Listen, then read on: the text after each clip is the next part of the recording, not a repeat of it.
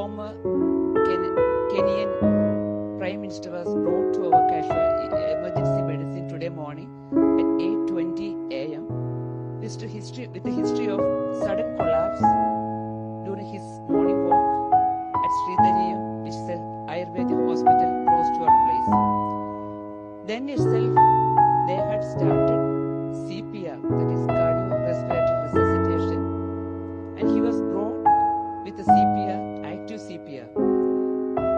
His doctor and security were with him, and we continued CPR and did emergency intubation, that is putting a tube in the respiratory system, trachea, and continued CPR along with other resuscitative measures. Initially, there was no pulse or BP recordable, even palpation-wise. So after doing intubation with continued CPR, we shifted the patient to our ICU with all the staff and the facilities. In ICU, after some time, we could get some rhythm. On the monitor, it showed ST elevation in the ECG leads, in the anterior leads, plus we could see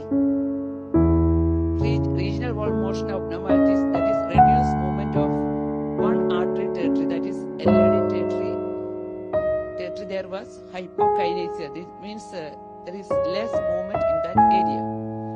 So after stabilizing him with some IV fluid and all, we just gave him an injection, that is injection reticulase, for dissolving the clot if it is there in the coronary arteries.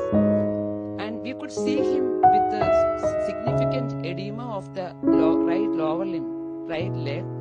When we whatever information we got from the doctor was he was a diabetic, hypertensive, chronic kidney disease patient. He had right lower limb DVT, for which he was put on IVC filter, and recently he had a thin subdural hematoma. Last Saturday when it was done, that was almost very thin. And the neurosurgeon was the doctor who was with us in the ICU, who followed the patient accompanied the patient from Sridhariyam. So after discussing with him, we went ahead with the thrombolysis with the injection reticulase.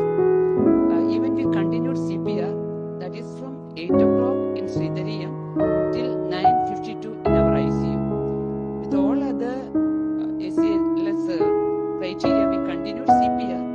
In spite of our very sincere, very continued CPR and other measures, we couldn't make him survive. So we are very sorry to inform that he is no more with us, and our very sincere condolence and prayers for his